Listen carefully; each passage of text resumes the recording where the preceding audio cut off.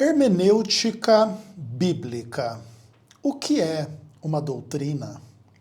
Eu sou o Ezequiel Gomes, você está no canal Vem Senhor Jesus.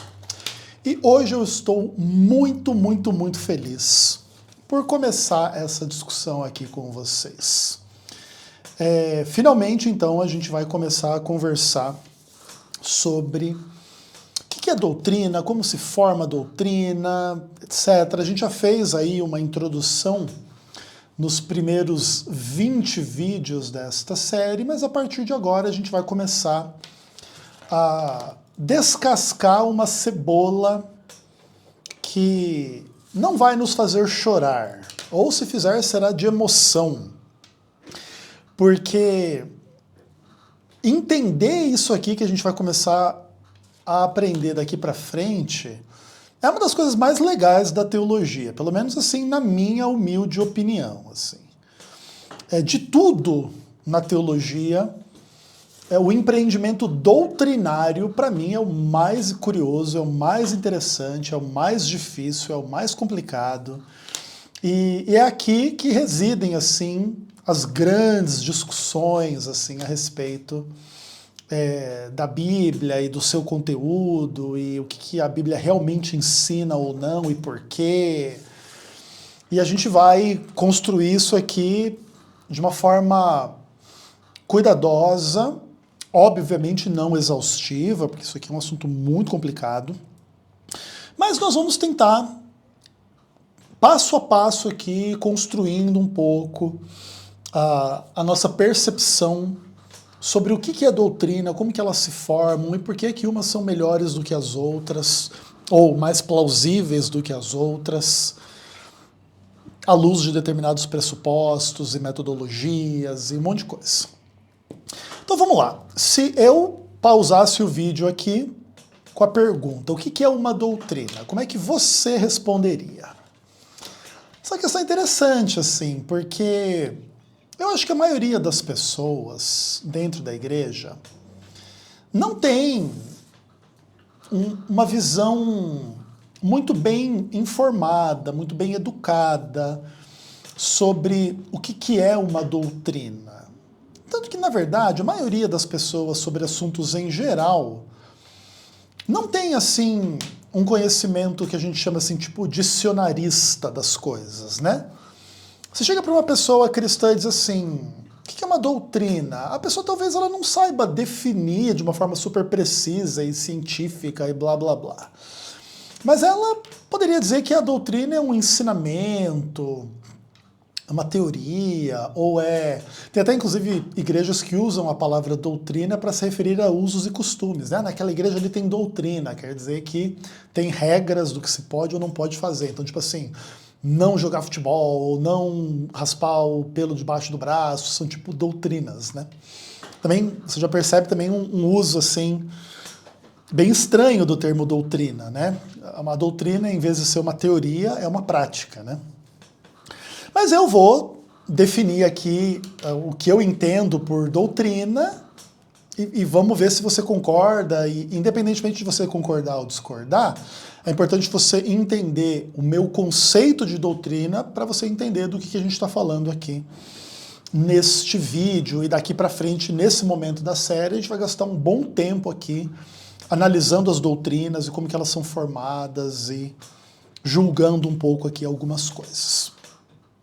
Então, eu pretendo que uma doutrina seja uma afirmação condensada, sistematizada e dedutiva sobre um determinado tema bíblico. Nós estamos aqui falando de uma hermenêutica bíblica, de doutrina bíblica, né?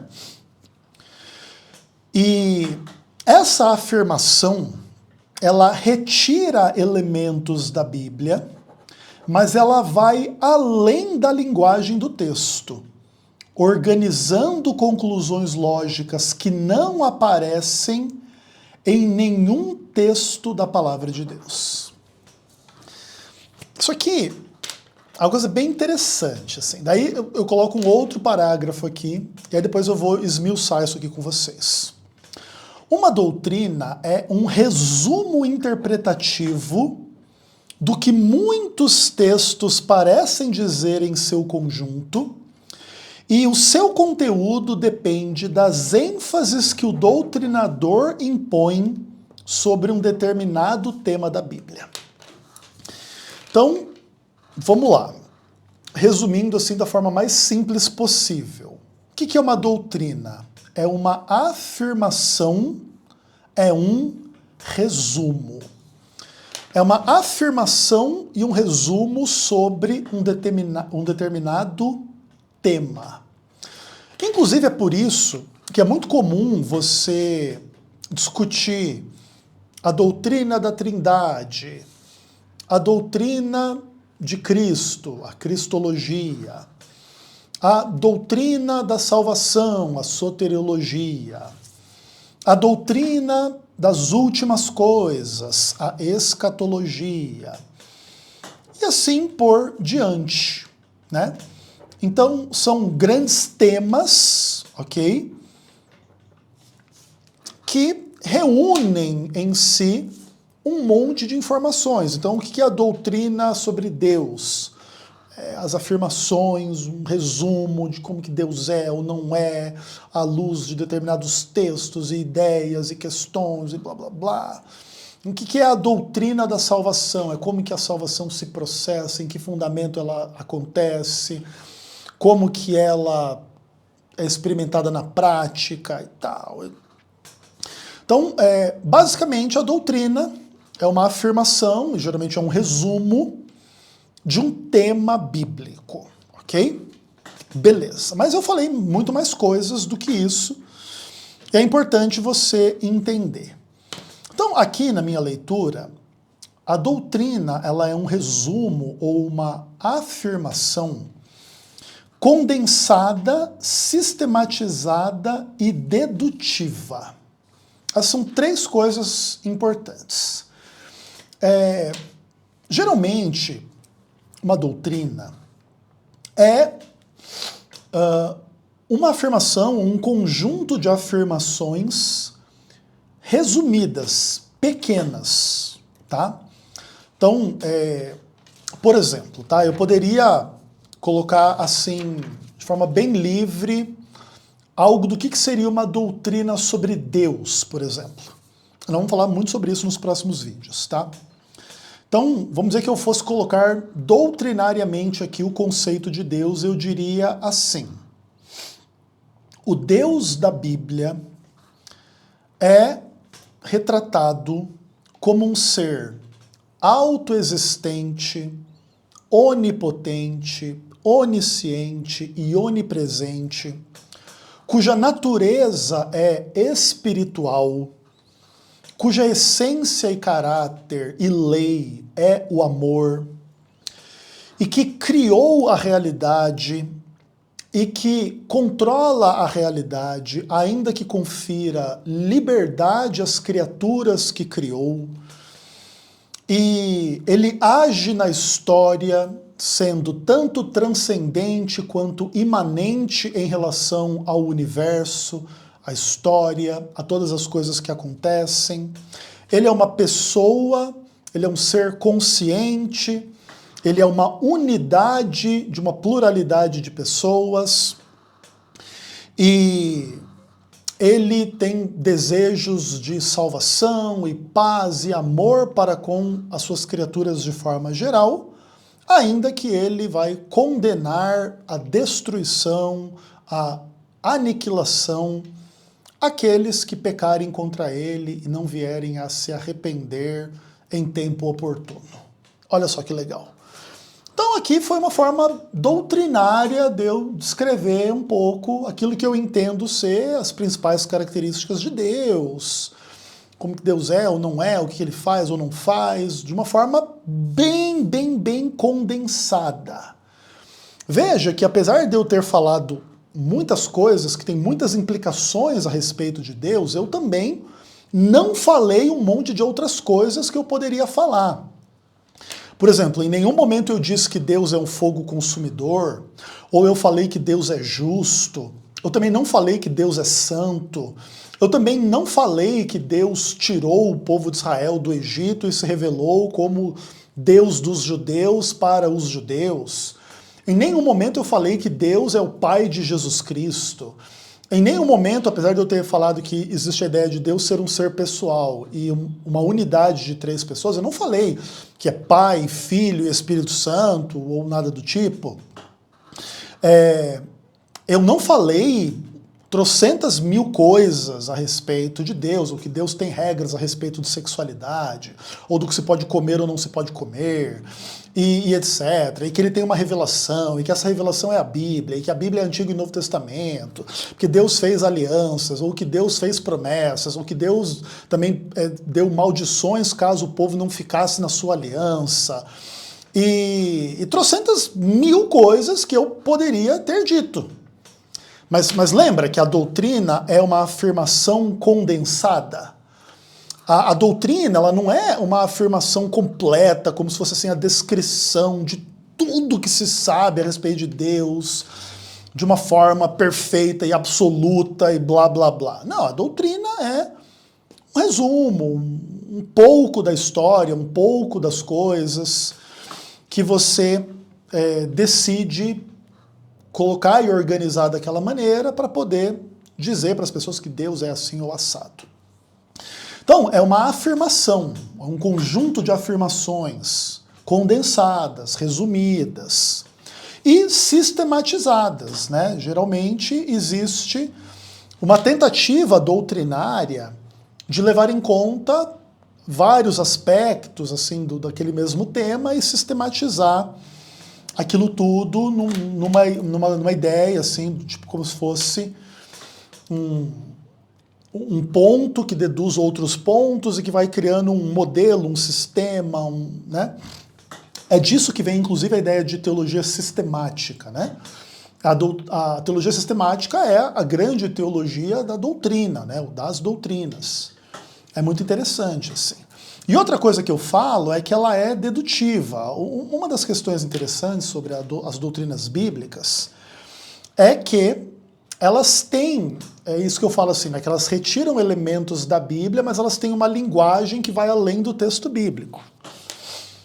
Veja, por exemplo, assim, quando eu comecei lá a minha definição sobre Deus dizendo que o Deus da Bíblia é um ser autoexistente. Veja que não existe nenhuma frase bíblica que coloque as coisas exatamente desta forma. Não tem nenhum versículo da Bíblia dizendo o Deus da Bíblia é um ser autoexistente. Mas a Bíblia fala sobre Deus e a Bíblia fala várias coisas a respeito de Deus que implicam a dedução de que ele é autoexistente. Por exemplo, a ideia de que Deus é eterno, que ele não tem nem começo nem fim. Desta maneira, um ser que não tem começo nem fim, ele existe por si mesmo. Deus não tem um Deus prévio e superior a ele, né? Em tese, o Deus verdadeiro, o Deus da Bíblia, é o ser prévio e superior a tudo o que existe, sem nenhuma exceção. Então, Deus não tem um Deus anterior e superior a ele. E Deus nunca não existiu. Ele é um ser que existe independentemente da criação. Então, enquanto a criação não existia, Deus já existia. Dentro dessa ideia é que Deus cria, né? E aí a criação acontece. Então, tem trocentas coisas. E lembra, lá no meu resuminho também, acho que não lembro se eu falei se Deus é o Criador, talvez eu até tenha dito.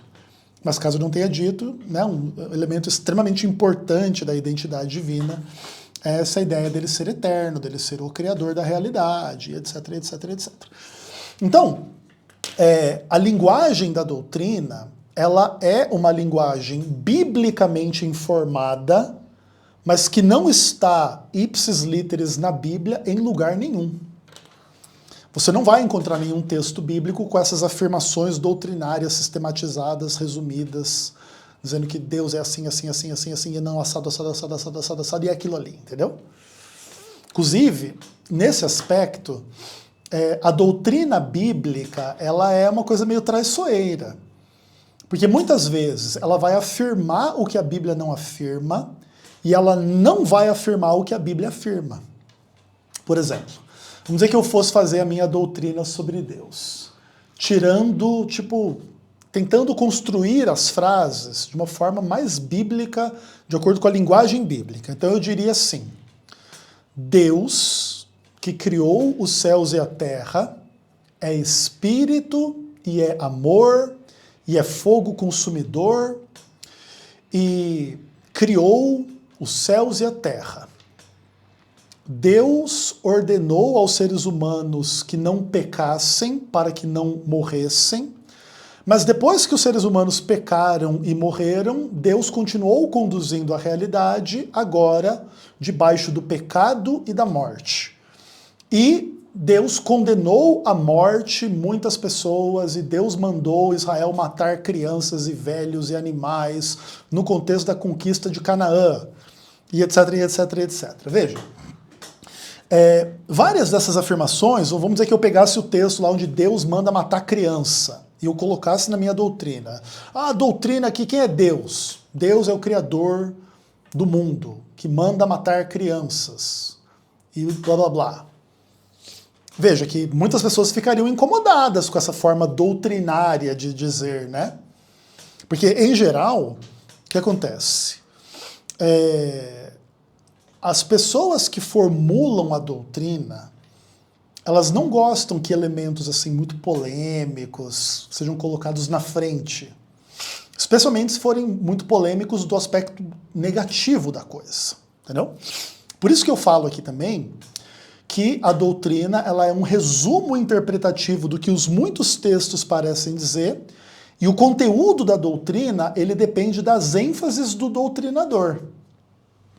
Então, por exemplo, assim, um doutrinador ele pode ter uma determinada visão a respeito de Deus ter mandado matar crianças lá no Antigo Testamento ou não.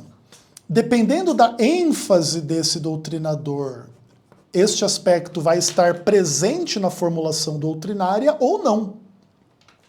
Vamos dizer que, por exemplo, que o doutrinador seja uma pessoa que tem interesse numa visão mais radical, mais violenta, mais terrorista de Deus. Então o cara vai dizer, quem é o Deus? Deus verdadeiro, aquele que manda matar criança e tá mandando nós matar as crianças também. Aí depende da ênfase do doutrinador. Como a maioria dos cristãos, a maioria das igrejas, tenta pintar um quadro mais positivo de Deus, assim, e evitar essas coisas mais pesadas, eles não vão colocar isso na sua doutrina, entendeu? Nenhuma igreja praticamente vai dizer que quem é o seu Deus? O meu Deus é o que manda matar crianças. Ou o que já fez isso e tal, etc. Então é bem interessante, assim. Então, veja, a doutrina é esse resumão das coisas. E o conteúdo da doutrina depende das ênfases do doutrinador. Vamos dizer que a Bíblia tenha 1 milhão de afirmações a respeito de Deus. Eu vou selecionar as 20 mais importantes na minha leitura para criar a minha doutrina. O doutrinador católico, ou espírita, ou evangélico, ou sei lá o que, ou ateu, ele vai pegar outras 20 afirmações que ele julga mais importantes para fazer a doutrina dele. E cada um vai selecionar as ênfases que correspondem mais à sua ideia. Por exemplo, na visão adventista a respeito de Deus, uma coisa que é bastante enfocada é que Deus criou o mundo em 7 dias e descansou no 7º dia. Muitas vezes, essa ideia não está tão presente nas doutrinas a respeito de Deus de povos e igrejas que não guardam o sábado. Então você vai colocar, quem é o seu Deus? O meu Deus é o que guardou o sábado, é o que santificou o sábado. Ele já vai demonstrar a sua ênfase. Se você não acha que a guarda do sábado é uma coisa importante, você não vai sair dizendo que o seu Deus é o Deus da guarda do sábado. Então, todas essas coisas, elas vão ajudando a gente a entender por que o universo doutrinário é um universo complexo. Porque, no fim das contas, as doutrinas, elas são uma simplificação do que a Bíblia ensina, à luz de determinadas ênfases e cortes pessoais ou da tradição que está criando aquela doutrina. E como a Bíblia fala muitas coisas, e na hora de fazer a doutrina as pessoas selecionam poucas coisas, o potencial de ter treta doutrinária é muito grande, porque num universo, entre aspas, de 1 milhão de afirmações sobre Deus, você pega 20, o fulano pega outras 20, o ciclano pega outras 20, você já tem 3 pessoas aqui brigando a respeito. Não, quem que é o Deus verdadeiro? Não, é esse aqui, não é aquele ali, não é esse jeito aqui. E geralmente eles estão discutindo um espectro limitado de afirmações bíblicas a respeito de Deus, com uma ênfase particular e peculiar e blá blá blá. Isso é bem interessante, assim. Então, você precisa ter isso bem em mente na hora de você se aprofundar no universo das discussões doutrinárias.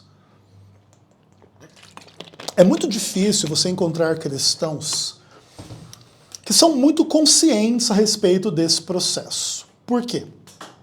Porque a maioria das pessoas não entende que a doutrina é um resumão interpretado e floreado das coisas, feito para você ir lá e dizer, não, concordo, tá tudo bem, ok. Que a doutrina não é o quadro completo, a doutrina é uma fotografia limitada de um quadro bem mais amplo. A maioria dos cristãos não está muito consciente desse problema. Por isso, às vezes, as pessoas pegam aquela doutrina que elas têm e acham que aquilo é tudo o que existe. E quando você fala algo sobre o mesmo tema que não está naquele escopo limitado, a pessoa acha que você está falando uma bobagem gigantesca, entendeu? Por exemplo, você chega para uma pessoa que não tem a ideia da guarda do sábado e diz, não, o Deus verdadeiro mandou guardar o sábado. A pessoa diz, não, que absurdo. O Deus verdadeiro, ele mandou amar e perdoar e ser fiel e não sei o que, ele não mandou nada sobre sábado. O Deus verdadeiro não é salvo pela lei, daí você não tem que guardar o sábado, sabe essas coisas? Então a pessoa ela vai pegando elementos que não tem nada a ver com a guarda do sábado, ou que na cabeça dele até nega a guarda do sábado, para formular o conceito dela de Deus. E aí se você diz assim que Deus manda guardar o sábado, a pessoa começa, não, que absurdo, não, que heresia, não, é legalismo, não, é farisaísmo, não sei o que, entendeu? É bem interessante, assim, e por detrás da imensa maioria das discussões, das tretas, das discordâncias, está esse fato aqui que eu estou explicando para vocês.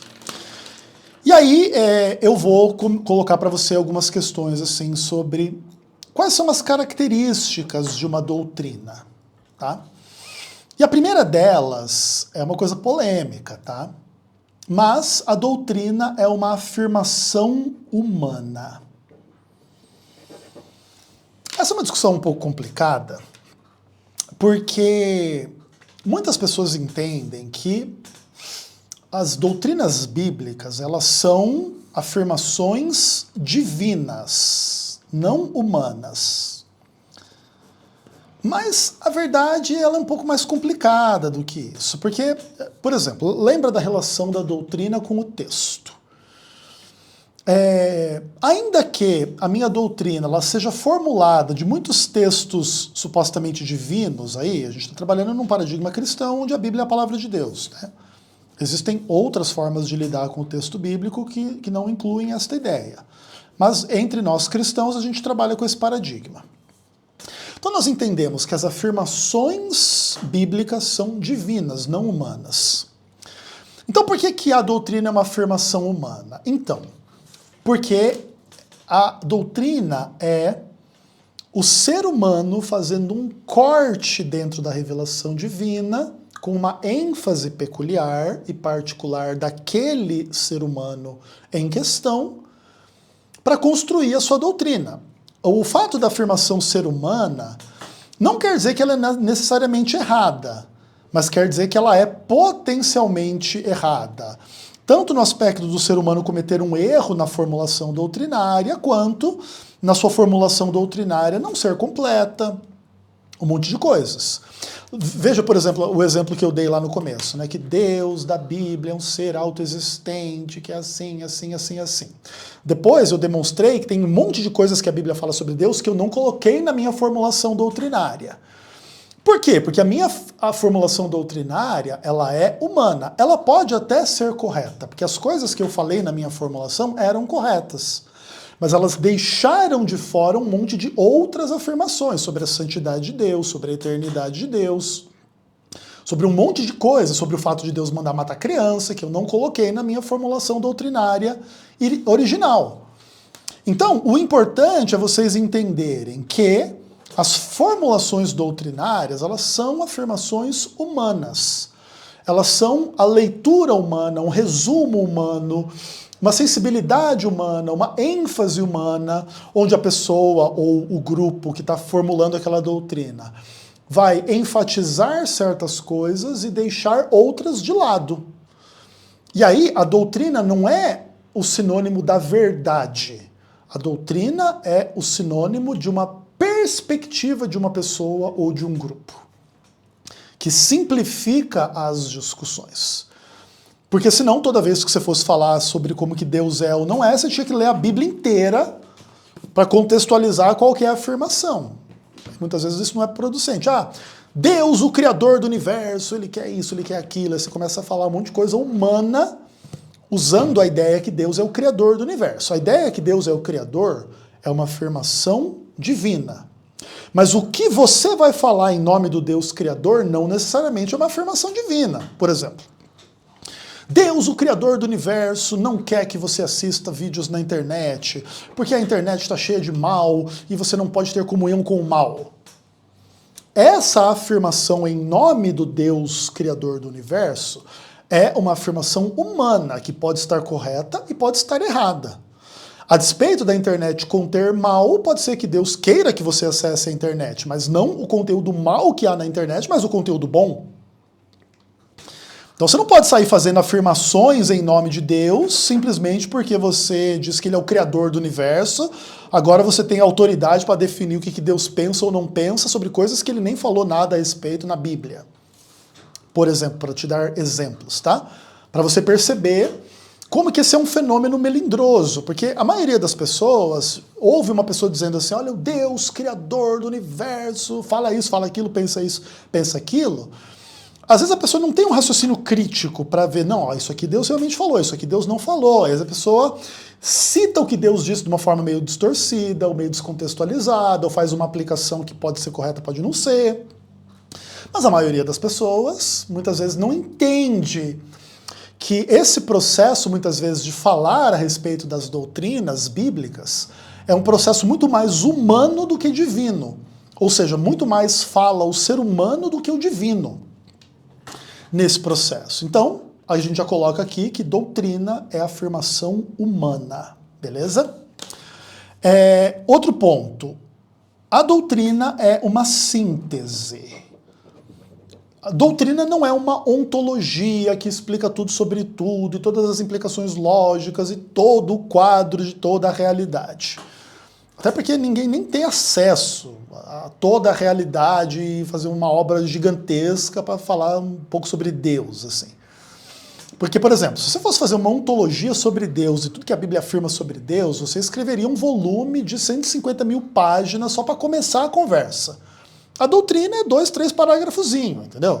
Você nem tem como doutrinariamente estabelecer uma ontologia. Até porque nas suas 150 mil páginas da sua ontologia, você vai especular ou você vai afirmar coisas que pode ser, que pode não ser. Porque também a gente não sabe todas as coisas. A gente entende, por exemplo, como que Deus pode ser amor e em algum momento mandar matar crianças ao mesmo tempo. Você pode teorizar a respeito dessa capacidade divina de ser amor, de ser justo e ao mesmo tempo, em algum momento, em algum contexto, mandar matar criança.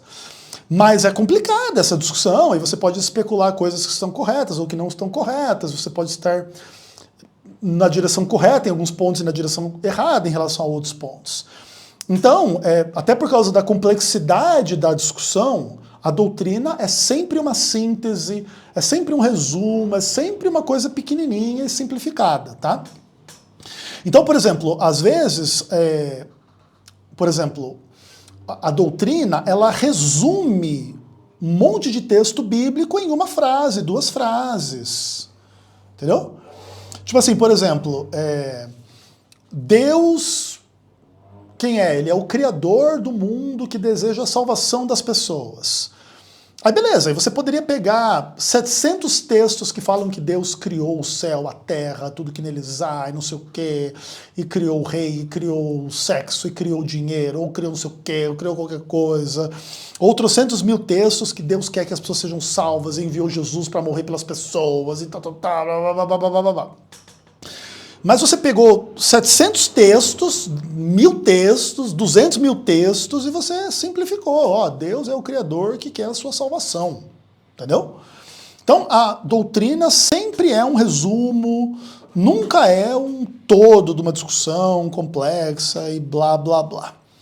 Terceiro ponto, terceira característica da doutrina. Ela exige extrapolação lógica. Ou seja, como a Bíblia não coloca as coisas nos termos das doutrinas, e as doutrinas não colocam as coisas nos termos exatos da linguagem bíblica, sempre vai haver uma extrapolação lógica na hora de você fazer as afirmações humanas a respeito das coisas. É como você dizer assim, olha, que na doutrina da relação entre Deus e a sexualidade, Deus é contra o consumo humano de pornografia. Não existe a Bíblia dizendo essas coisas ipsis literis nesses termos, mas tem um monte de texto que vai indicar sobre a nudez, ou sobre o olhar malicioso sobre a mulher do outro, que aí você já cometeu adultério com ela, caso você faça esse olhar. E tudo isso você vai ter uma extrapolação lógica e você vai afirmar em nome da Bíblia o que a Bíblia não afirma, que Deus é contra a pornografia. Mas a sua doutrina está correta, a despeito dela ter uma linguagem que não é exatamente a linguagem da Bíblia. E eu estou usando aqui um exemplo não muito polêmico para fazer uma afirmação com a qual a maioria dos cristãos concorda. Mas, quando a gente vai fazer outras afirmações a respeito de Deus, ou o que Deus concorda ou não concorda, às vezes a aplicação é um pouco mais polêmica. Deus não quer que você beba café, Deus não quer que você vá no cinema, Deus não quer que você ouça rock, ou Deus quer que você faça isso ou faça aquilo, que você use roupa assim ou não use roupa assado. Vai começar a virar um monte de aplicações que daqui a pouco não serão tão bem aceitas universalmente entre os cristãos, vai haver divergência, porque são coisas humanas, né? São afirmações humanas. E aqui talvez a gente entenda por que algumas igrejas entendem doutrina como essas regras, né? Porque elas fluem desse mesmo processo de tentar entender as verdades teóricas e aplicar essas coisas para as coisas práticas. E aí a doutrina é tipo a regra prática. Entendeu? Interessante. Então, recapitulando, a doutrina é uma afirmação humana, ela é um resumo, uma síntese, e ela exige extrapolação lógica para ela poder ter uma linguagem que não é exatamente a linguagem da Bíblia, e você poder discutir ali se aquela afirmação é mais ou menos plausível, mais ou menos coerente com o texto bíblico. Então, por exemplo, o que Deus é contra a pornografia é bem coerente com o texto bíblico. O que Deus é contra o jogo de futebol já é uma coisa um pouco mais polêmica. Os textos que indicam que Deus é contra a pornografia na internet, eles são mais claros do que qualquer texto que alguém use para dizer que Deus não gosta de um jogo de futebol. Alguém até poderia tentar usar algum texto bíblico para dizer que Deus não gosta, porque as coisas que há no mundo, sei lá o quê. Mas aí é uma aplicação bem mais distante do texto. Já é uma coisa viajadona, entendeu? Então também você tem que estar alerta às aplicações mais próximas ou mais distantes de cada texto bíblico à luz dessas convicções, tudo bem? Outra coisa, o que molda a construção doutrinária? São os pressupostos, as tradições, as experiências e as escolas teológicas. Tudo isso, obviamente, está informado pelo estudo da Bíblia, mas, como a doutrina ela é uma simplificação e um resumo e uma aplicação da Bíblia, o que realmente molda são os pressupostos daquela pessoa, daquela comunidade, as tradições, as experiências, as escolas teológicas. Então, dependendo de quem está interpretando, seja um indivíduo, seja uma igreja, uma tradição, etc., tudo acaba tendo um contexto para além do texto bíblico. Então, são pressupostos, são tradições, são experiências, são compromissos com uma comunidade teológica que fazem com que você interprete aquelas coisas daquela determinada maneira. E isso acontece em todas as igrejas e diante de todos os intérpretes. Nenhum de nós que interpreta a Bíblia chegamos diante da Bíblia isento de pressupostos, isentos das nossas experiências, isentos dos pertencimentos às igrejas ou às tradições que a gente pode pertencer. E isso sim molda grande parte da nossa leitura. O que não quer dizer que todo mundo que parte de pontos de vista parecidos vai chegar às mesmas conclusões, porque também existe divergência interna, né? Por exemplo, mesmo pessoas adventistas que partem dos pressupostos bem parecidos um com o outro, pode ter uma visão de que Daniel e Apocalipse se interpreta assim e o outro que interpreta assado. Até pelas dificuldades de interpretação de Daniel e Apocalipse, por exemplo. Então, não existe uma garantia assim, de que se você tiver uma mesma escola teológica, todo mundo vai pensar muito parecido ou igual. Mas a tendência é que quanto mais parecidas as pessoas são, mais elas interpretam as coisas de uma forma pelo menos analógica e semelhante, parecida. Tudo bem? Então, é importante você entender isso. Outra coisa, é importante você entender que uma mesma doutrina pode ter muitas versões diferentes. Então, por exemplo, a doutrina de Deus. Você pode ter uma visão ateísta da doutrina de Deus ou uma visão teísta. Então, por exemplo, na visão teísta, quem é o Deus da Bíblia? O Deus da Bíblia é um ser autoexistente, que criou a realidade, que é eterno, e que é todo-poderoso, e que é onisciente, que é onipotente, que é onipresente, e que quer a salvação da humanidade, e que dá liberdade, e que faz isso, que faz aquilo, blá, blá, blá. Mas a doutrina ateísta de Deus, ou do Deus da Bíblia, é que o Deus da Bíblia é uma obra de ficção, onde pessoas inventaram um personagem que seria bom, mas não é, que seria correto, mas não é, e que manda matar criança, e que é contra as mulheres, e que é contra os escravos, e que é contra os negros, e que não sei o quê, e que blá blá blá, entendeu? Aí você cria uma doutrina ateísta de Deus.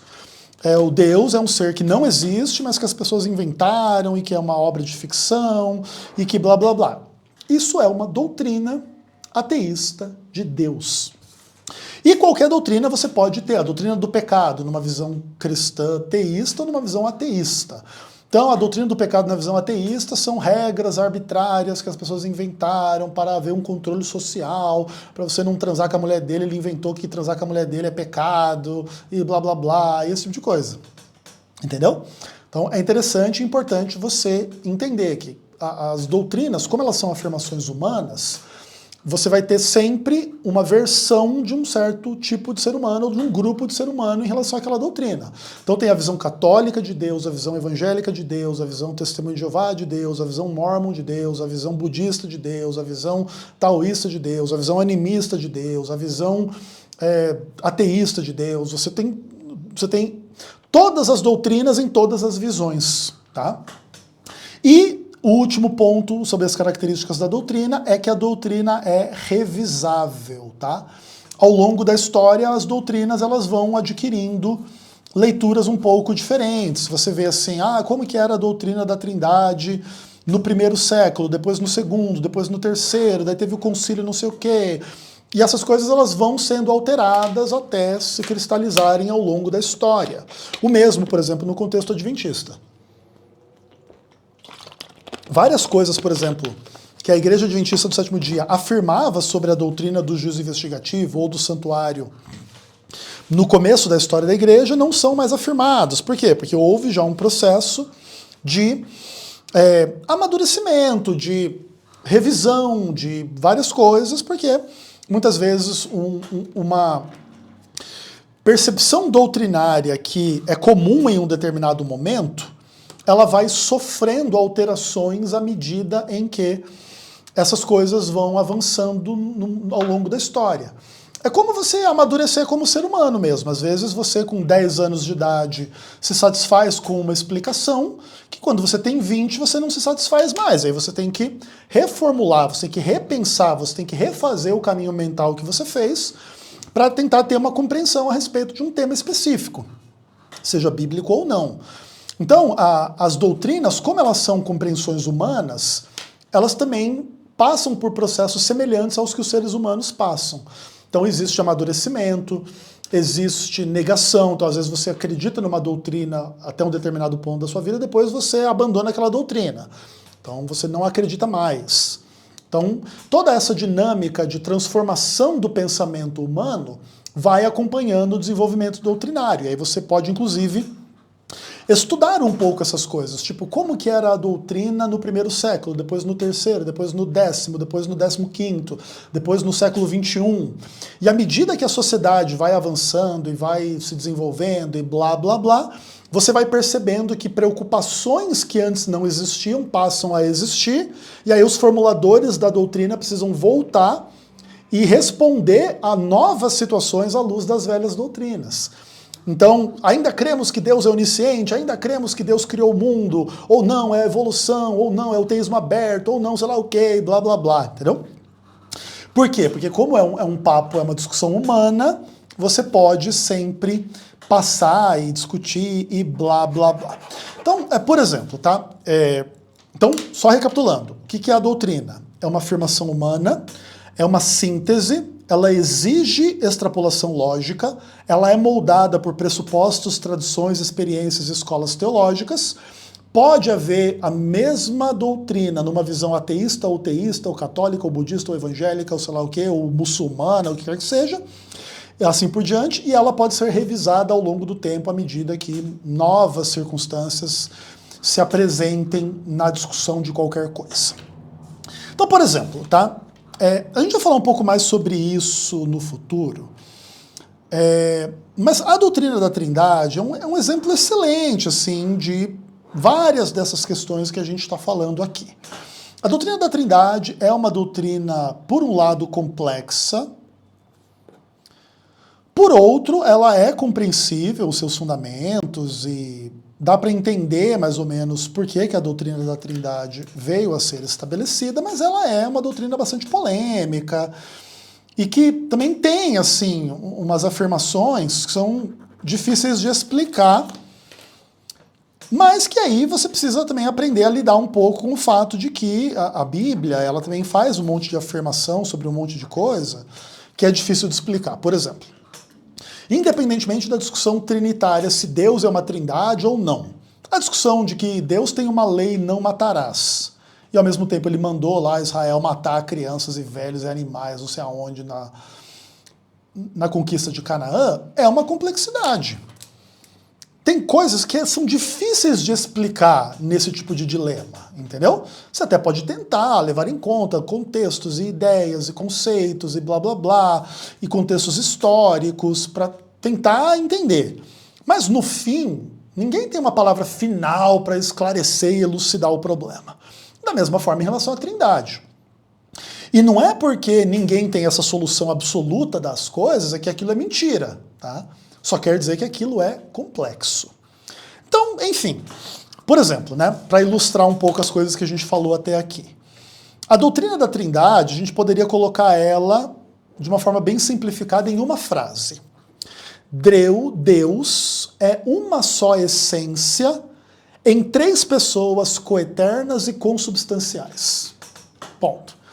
Então, tipo assim, Deus é uma só coisa, é uma só essência, mas existem três pessoas que são coeternas e consubstanciais umas às outras e que formam esta unidade. É a ideia de que Deus é um e Deus é três ao mesmo tempo. Existe algum texto bíblico que afirme isso desta forma? Não. Mas aí existem trocentos textos bíblicos que afirmam trocentas coisas sobre Deus, o Pai, sobre Jesus Cristo, sobre o Espírito Santo, que mais cedo ou mais tarde podem ter por implicação esta noção de que Deus é uma pessoa e três pessoas ao mesmo tempo. Veja, por exemplo, né, lá em Atos capítulo 5, Ananias e Safira mentiram para o Espírito Santo, mentiram para Deus. Ali o texto faz um equivalente. Fazer uma coisa para o Espírito Santo é fazer para Deus. Então, mentir para o Espírito Santo é mentir para Deus, o que não faria sentido se o Espírito Santo não fosse Deus. Da mesma maneira, existem várias afirmações a respeito de Cristo que têm a implicação da divindade de Cristo. Por exemplo, a ideia de que Jesus é o Senhor do sábado. Lembra lá que no mandamento do sábado, o sétimo dia é o sábado de quem? Do Senhor teu Deus. Quando Jesus diz que ele é o Senhor do sábado, ele está se identificando como o Senhor teu Deus. E ao mesmo tempo, você tem essa ideia do Pai de Jesus Cristo, a quem Jesus Cristo invocava, como papaizinho e Abba e tal, e não sei o quê. E aí, você tem também a fórmula batismal de Mateus 28, tem várias coisas assim que mais cedo ou mais tarde, numa determinada leitura, vão implicar a doutrina da Trindade. Nós vamos falar um pouco mais sobre isso no futuro, aqui nos próximos vídeos, mas os próximos vídeos não serão exatamente um estudo da doutrina da Trindade, gigantescamente, mas nós vamos falar um pouco mais sobre isso, porque a doutrina de Deus vai ser o nosso ponto de partida, porque a gente vai discutir daqui para frente, tá? Mas eu só estou dando um exemplo bem simplificado aqui para vocês entenderem. A afirmação de que Deus é uma pessoa, aliás, é uma coisa só, formado de três pessoas, que são coeternas e consubstanciais, etc., não é uma frase bíblica, mas tem todos uns conceitos e umas discussões, aí podemos discutir se esses conceitos realmente implicam nesta ideia ou não. O importante é você estar bem consciente do processo todo, como que ele funciona. Aí, eu quero também agora falar um pouco de como que questões filosóficas, pressupostos e tal, eles acabam influenciando numa leitura bíblica específica em relação a alguns aspectos. Lembra que a doutrina ela depende da ênfase do doutrinador? Por exemplo, vamos dizer que alguém pegue lá o texto bíblico de Tiago 1,17, dizendo que em Deus não há variação nem sombra de mudança. A ideia da imutabilidade divina. Então a pessoa, ela lê na Bíblia ali que Deus é imutável e ela começa a inferir um monte de coisas assim a respeito desta imutabilidade. Então, por exemplo, Deus tem que sempre agir da mesma forma, Deus tem que sempre falar a mesma coisa, Deus tem que sempre ser a mesma coisa, e nunca pode haver nenhuma espécie de variação ou sombra de variação. Deus tem que ser consistente, blá, blá, blá, blá, blá, blá. Veja que isso já abre discussões a respeito de Antigo e Novo Testamento. Como é que pode haver divergência entre Antigo e Novo Testamento se Deus é imutável? Tipo assim, Deus quer uma coisa no Antigo Testamento, ele faz uma aliança. Aí chega no Novo Testamento, ele quer outra coisa, ele faz outra aliança. E como é que fica? Deus mudou do Antigo para o Novo Testamento? A gente gosta de brincar quanto a isso, né? Que até Deus se converte entre o Antigo e o Novo Testamento, né? Que é um pouco algumas das implicações dessas leituras meio dispensacionalistas e tal. Que antes Deus era malvado e guerra e Antigo Testamento, e agora Deus é bonzinho e paz e Novo Testamento. Muitas questões. Mas alguém pode pegar o texto de Gênesis 6 e dizer lá que Deus se arrependeu de criar o homem e que tem uma mudança. Deus, primeiramente ele estava feliz que ele criou o ser humano, aí o ser humano começou a fazer um monte de merda lá e Deus foi lá e se arrependeu. E aí isso quer dizer que Deus é mutável ao invés de imutável? E o que acontece? Assim, é possível defender tanto uma coisa quanto a outra. É possível defender que Deus não muda, é possível defender que Deus muda, é possível defender que a Bíblia é contraditória e é possível defender que não há contradição nessas ideias a despeito da aparente contradição, da polêmica e do tema ser um pouco difícil. Então, aí tudo vai depender um pouco do quão competente você é como teólogo, do quanto tempo você tem para dedicar a esse tipo de discussão, que vai ter que ver com discussões sobre texto, contexto, tradução, conceitos, o que está por detrás daquilo, tomar o dito pelo não dito, o que implica um arrependimento divino versus um arrependimento humano.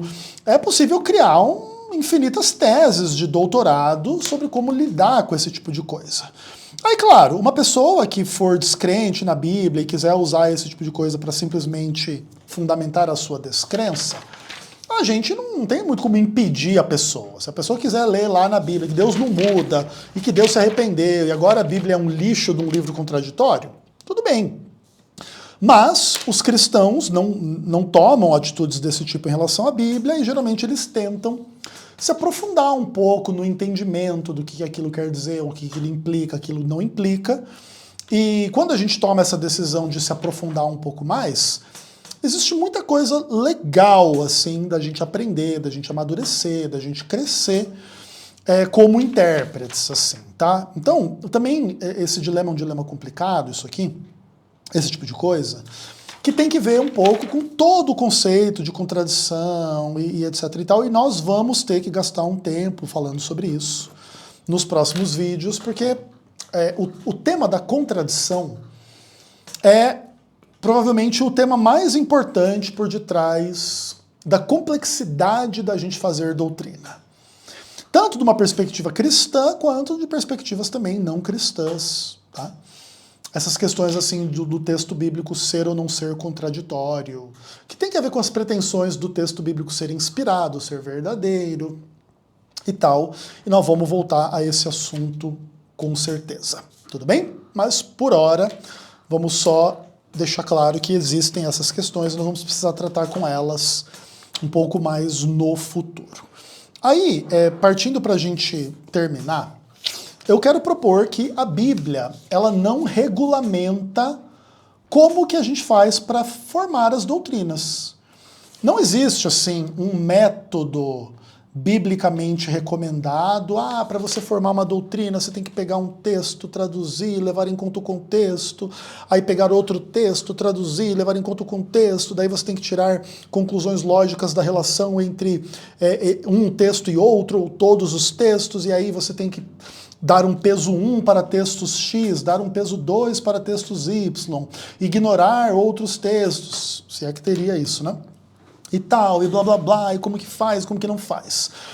Não existe, né? A Bíblia não regulamenta essa metodologia, então cada pessoa e cada tradição acaba que tem um modelo um pouco diferente.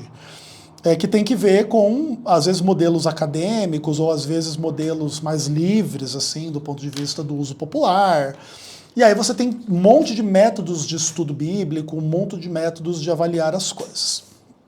Vou citar alguns deles aqui, só para você entender que esses métodos existem, mas eles nem são todos que existem, e é possível fazer as coisas de forma muito diferente. Então, quais são os principais métodos na construção doutrinária? O primeiro é o método sistemático, onde você pega tudo que a Bíblia afirma sobre um determinado tema e você tenta, balancear todas as afirmações e entender, essas são mais claras do que essas são mais importantes do que essas. Essas menos claras e menos importantes, elas não deixam de ser importantes e serem entendidas, mas elas têm que ser entendidas à luz desses temas mais claros, e aqui, por causa disso, daquilo outro. E aí vira uma discussão gigantesca, tá? Mas é realmente a ideia da teologia sistemática, onde você pega um mesmo tema e você organiza, você integra tudo aquilo, você deduz um monte de coisa e no fim você vai resumir tudo em afirmações doutrinárias simplificadas. Vamos colocar desta forma. Outro método, um método histórico-desenvolvimental. Qual que é a ideia? A ideia é que você tem que entender as doutrinas como evoluindo ao longo dos séculos, então você vai, de alguma forma, estudando a história da doutrina. Então, olha, no começo se pensava que Deus era X, agora se pensa que Deus é Y, porque não se levava em conta esse aspecto, agora se leva, e aí a cristologia se desenvolveu, a pneumatologia se desenvolveu, e a ideia dos dons, ou a ideia do calvinismo, ou a ideia do arminianismo, ou o catolicismo romano, ou o teísmo aberto, ou os desafios que vieram depois do iluminismo, e não sei o que, e ceticismo, e ateísmo, uma era pós-cristã, e como que é e como que não é. E você pode construir as suas doutrinas levando em conta esse desenvolvimento, ou seja, esse desenvolvimento histórico ele teria uma precedência em relação ao texto bíblico. Você não está tanto preocupado em sistematizar o texto bíblico, você está tentando entender ao longo da história como que Deus foi entendido, o pecado foi entendido. E antigamente ser homossexual era pecado, aí hoje não é mais, ou realmente não é, ou continua sendo, ou como é que é. Outras tantas coisas, assim, você vai tentando levar em conta essas questões todas e você vai desenvolvendo a sua visão doutrinária à luz, né, desse desenvolvimento histórico. Outro método é o método confessional. Você entende que, além da Bíblia, Deus guiou pessoas e a igreja a ter as suas confissões, os seus concílios e blá blá blá. E você faz lá uma leitura mais tradicional, a partir da leitura católica ou da leitura calvinista, do Catecismo de Westminster, dos documentos lá do Sínodo de Dort, ou não sei o quê, e o Catecismo belga, e não sei o que lá, e blá blá blá, que aí você também não tem tanto foco nem na Bíblia, nem na história do desenvolvimento da doutrina, mas nos documentos fundamentais das igrejas cristãs, especialmente calvinistas, aí onde esse método é muito comum, tá? Depois, você tem um método de experiência. Então, eu interpreto a Bíblia de acordo com a minha experiência e os textos bíblicos vão confirmando a minha experiência, uma cura, um milagre, uma visão, um sonho, uma profecia, que é muito comum no ambiente do pentecostalismo, né? Essa coisa de você ler o texto bíblico e você tentar enxergar ele como uma realidade na sua vida. Então, você lê lá na Bíblia que Deus faz milagres. Aí você saiu de casa e você orou, Senhor, eu preciso hoje comprar um presente para o meu filho, mas eu não tenho onde parar, que o supermercado está cheio. Aí você está andando ali procurando uma vaga de estacionamento, aí alguém bem na sua frente tira o carro e você coloca o carro, Deus fez um milagre. Aí, porque a pessoa, né, ela quer enxergar aquilo da Bíblia na vida dela e é para ela, então, o milagre que Deus fez no passado agora se manifesta num milagre no presente, ou Deus fez uma cura, ou Deus respondeu uma oração, e etc. E é importante também vocês entenderem que essas coisas elas podem conviver. Uma pessoa que faz uma teologia sistemática também pode entender o desenvolvimento da doutrina na história, pode ter a sua confissão, pode também ter as suas experiências. E quem também tem uma teologia bem experiencial pode estudar a teologia sistemática, ou pode estudar o desenvolvimento da doutrina na história, e blá, blá, blá. E por fim você tem o método histórico crítico, que trata os temas e os textos bíblicos como sendo meramente humanos e passíveis de análise crítica. Então, quando o crente pega a Bíblia e fica pressupondo que aquilo ali é verdade, o liberal ou o que faz uma leitura mais crítica, ele pode entender, não, que está cheio de erro, cheio de contradição, cheio de burrice, cheio de coisa que não se cumpriu e que nunca vai se cumprir, Jesus nunca vai voltar, e Paulo se enganou, e está todo mundo errado, e blá blá blá, e aí você também tem trocentas coisas. Existem críticos assim, que acham que está tudo errado, existem críticos que acham que só existem alguns erros e a maioria está até correto. Então existem cristãos, né, que têm o método histórico crítico de uma forma mais tal, e aí tem ateus que usam o método histórico crítico. Então, tudo depende um pouco em vários aspectos aí de metodologia e de pressupostos e etc e tal. E aí, para a gente terminar o presente vídeo, vamos lembrar, a doutrina não é o texto bíblico. A doutrina é a interpretação do texto, é o arranjo do texto bíblico de uma determinada forma a pregar as ideias do doutrinador. Nenhuma doutrina é totalmente objetiva. Tem uma subjetividade do intérprete, como que ele seleciona, por que ele enfatiza determinada ideia em contraposição à outra. Porque toda doutrina envolve síntese, seleção, omissão, foco e dedução. Toda doutrina envolve isso, porque qual que é a sua doutrina? É a Bíblia. Pega a Bíblia inteira aí, trocentas mil páginas, quantas páginas tem a Bíblia. Não, Deus é o Criador, que quer o salvação, porque Ele é amor, porque Ele é Espírito. Essa é a doutrina, entendeu? Geralmente é uma síntese. Então ela envolve uma seleção de algumas coisas, uma omissão de outras, um foco em algumas coisas e um monte de dedução lógica também, porque a linguagem vai além da linguagem bíblica. Toda doutrina ela é construída dentro de pressupostos, tradições, experiências e visões de mundo. Então não existe doutrina isenta e simplesmente tipo como que fala assim, que não tem lado, né? Não. Toda doutrina tem o lado do doutrinador. E as doutrinas podem ser teístas, ou ateístas, ou cristãs, ou budistas, ou de muitas formas diferentes. Os mesmos temas podem ser abordados. E a responsabilidade de quem faz a doutrina e de quem estuda a doutrina é reconhecer as pressuposições, as complexidades e tentar ser o mais honesto possível no processo interpretativo, tá? Porque muitas pessoas confundem uma determinada doutrina com a mais pura verdade, a mais pura realidade, e isso não é verdade. A doutrina é uma perspectiva, ela não é o suprassumo da realidade, tá?